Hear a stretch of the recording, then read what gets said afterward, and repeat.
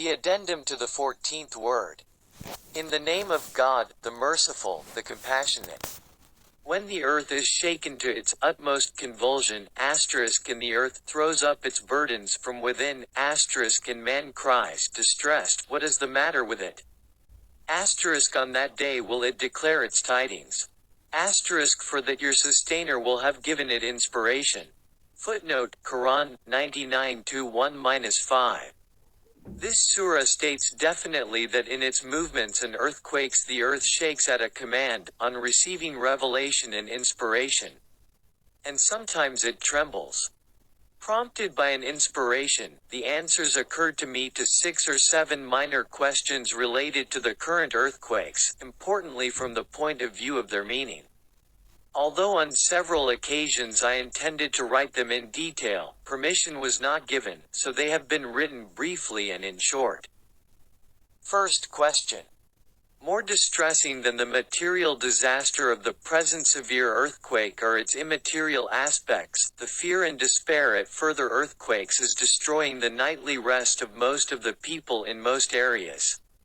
What is the reason for this terrible torment? The answer, again in regard to its meaning. It has been said that the drunken, licentious songs, some of which were performed by girls, being broadcast rapturously by means of the radio during the Taraweeh prayers of the month of Ramadan in every corner of this blessed center of Islam resulted in the torment of this fear. Second question. Why aren't these heavenly blows dealt at the unbelievers in their countries? Why are they visited on the unhappy Muslims? The answer. Just as the requital for big mistakes and crimes is postponed and made in big centers, and the requital for small crimes is made quickly in small centers, as a consequence of an important instance of wisdom, the recompense of the greater part of the unbelievers' crimes is postponed and made in big centers, and the requital for small crimes is made quickly in small centers, as a consequence of an important instance of wisdom, the recompense of the greater part of the unbelievers' crimes is postponed to the last judgment, while the punishment for the believer's faults is in part given in this world. Footnote, furthermore, in abandoning an abrogated and corrupted religion, people like the Russians do not incur divine wrath to the extent of those who betray a true and eternal religion which may not be abrogated. Thus, the earth leaves them at present, and displays its anger towards those here. Third question. What is the reason for this disaster, which arises from the wrongdoing of a few individuals, occurring to a degree generally throughout the country? The answer. The general disaster results from the wrongdoing of the majority. Most people in effect participate in the actions of those tyrannical individuals by supporting them either actively or morally or in some connection. Fourth question.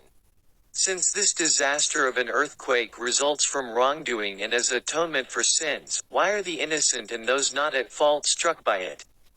How does divine justice permit this? The answer, again in regard to its meaning. Since this matter concerns the mystery of divine determining, we refer you to the Risale-i Nur and here only say this. And feared tumult or oppression, which affects not in particular only those of you who do wrong. Footnote, Quran 8:25. That is, beware of the calamity or disaster which when it occurs is not restricted to wrongdoers but strikes the innocent as well.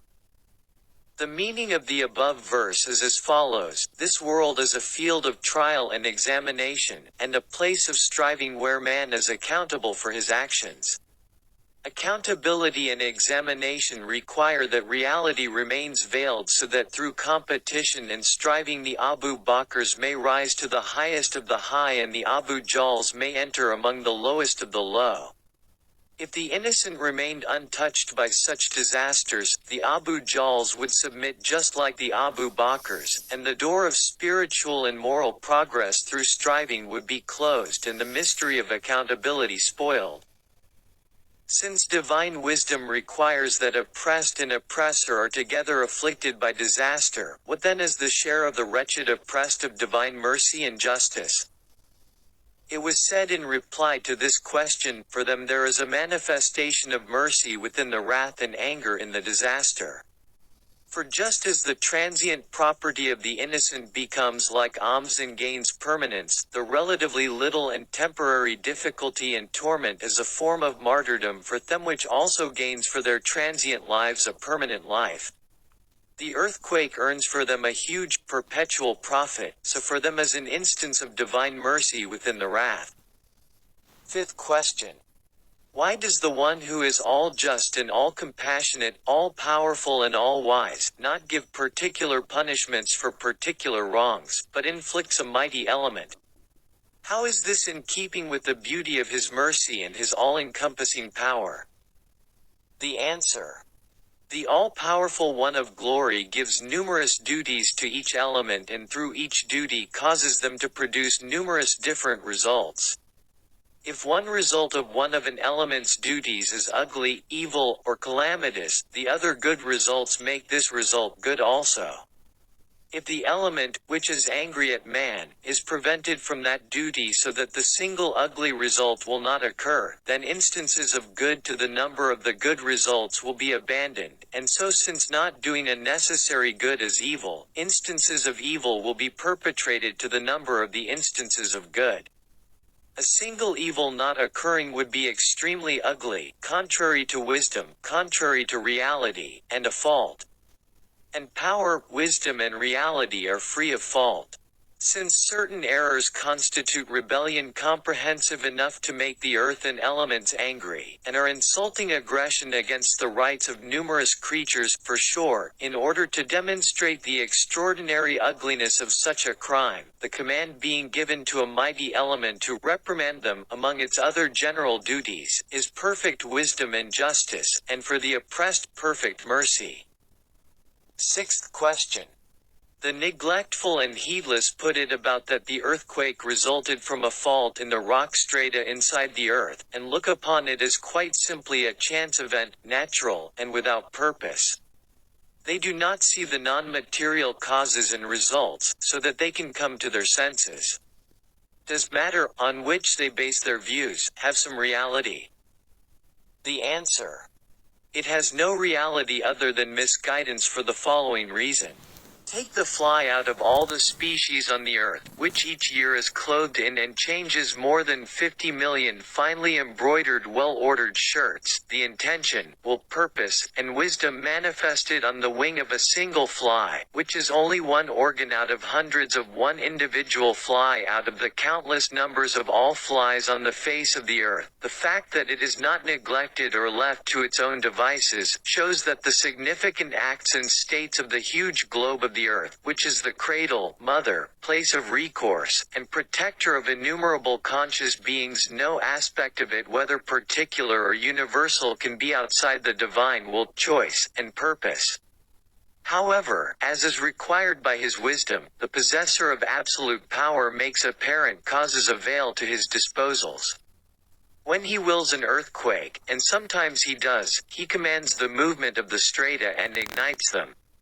Even if it results from this movement or a fault in the strata, it is still at the divine command and in accordance with his wisdom. It cannot occur in any other way. For example, one man shot another with a rifle. If the man who fired the shot is entirely disregarded, and only the gunpowder in the bullet igniting is taken into consideration, the rights of the wretched victim would be completely violated, and it would be the epitome of foolishness. In just the same way, to forget the dominical command concerning the earth, which is a docile official of the all-powerful One of Glory, rather, a ship or an aeroplane of his, explode a bomb inside the earth prepared through wisdom and will in order to arouse the heedless and the rebellious, to forget this and to deviate into nature, is the very peak of stupidity. An addition and footnote to the sixth question. In order to defend their way and counter the awakening of the believers and hinder them, the people of misguidance and the atheists display an obduracy so strange and a stupidity so peculiar that it makes a person regret his humanity. For example, in order to make men give up their wicked and wrongful rebellion which recently has to a degree taken on a general form, and to arouse mankind and make it forego this awesome revolt and recognize the universe's sovereign, whom it does not want to recognize, the creator of the heavens and the earth not on account of a particular title but as sustainer and ruler of the whole universe and all the worlds and through a widespread and general manifestation throughout the universe in the universal sphere of his dominicality has struck mankind in the face with awesome and widespread calamities like earthquakes, storms, and world wars through the universal elements coming to anger through water, the air, and electricity, which are matchless and constant, and has demonstrated through them in most clear fashion his wisdom, power, justice, and self-subsistence. Although this is the case, certain brainless Satans in human form respond to these universal dominical signs and divine reprimands with a foolish obstinacy, saying, "It's nature. It's the explosion of some strata under the earth and just chance. It's the sun's heat clashing with electricity, which happened in America and brought all machinery to a standstill for 5 hours, and also caused the atmosphere in Kastamonu province to turn red and take on the appearance of a conflagration." They utter meaningless nonsense like this. Due to a boundless ignorance resulting from misguidance and an ugly obduracy arising from aggressive atheism, they do not know that causes are only each a pretext and a veil. A small seed taking the place of a village full of factories and looms to weave and produce the members of a pine tree as large as a mountain shows this. By saying, "the tree emerged from the seed," they in effect deny the 1,000 miracles displayed in the pine tree, and put forward a number of apparent causes. They reduce to nothing a huge dominical act worked through the Creator's will and wisdom. Sometimes they attach a scientific name to a most profound, unknowable, and important truth which has purposes in 1,000 respects, as though through the name it has been understood. Whereas it is merely made commonplace, and without purpose, wisdom, or meaning. So come and see the innumerable degrees of stupidity and foolishness. They attach a name to a truth so profound and broad and unknown it could be completely understood only if it and its purposes and instances of wisdom were described in 100 pages. As though it was something obvious they say, it is this. For example, it is some substance in the sun clashing with electricity. Furthermore, they ascribe a particular and intentional dominical event to one of the natural laws, which are each the titles of universal and all-encompassing will and universal sovereignty, and are known as divine laws, and by doing this they sever its connection with divine will and choice, then refer it to chance and nature. They display an ignorance more profound than Abu Jahl. It is a rebellious foolishness like attributing the victorious battle of an individual soldier or a battalion to military regulations and discipline, and cutting its connection with the commander, king, government, and purposeful action.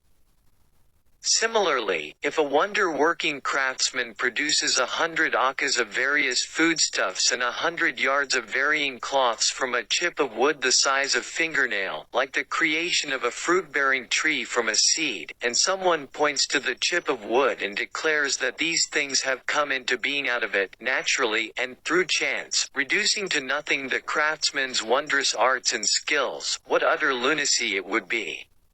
It is exactly the same as that. 7th question. What should be understood from this event of the earth's happening to the Muslim people of this country and being aimed at them? And why are the areas of Erzincan and Izmir affected most? The answer. As is indicated by many signs, like the event occurring during a hard winter in the dark of night in severely cold weather, and its restriction to a region where due respect is not paid to the month of Ramadan, and the earthquakes continuing mildly in order to arouse the neglectful, it suggests the earthquakes are aimed at and look to the believers and are shaking the earth in order to warn them to perform the prayers and their supplications, and the earth itself is shaking. There are 2 reasons for places like unfortunate Erzincan being shaken more than other places. 1. Since its faults are few, their purification has been expedited.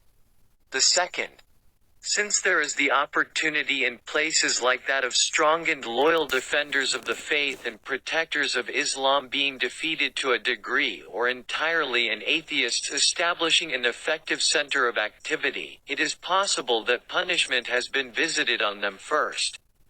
None knows the unseen save God. All glory be unto you. We have no knowledge save that which you have taught us. Indeed you are all-knowing, all-wise. Footnote, Quran 2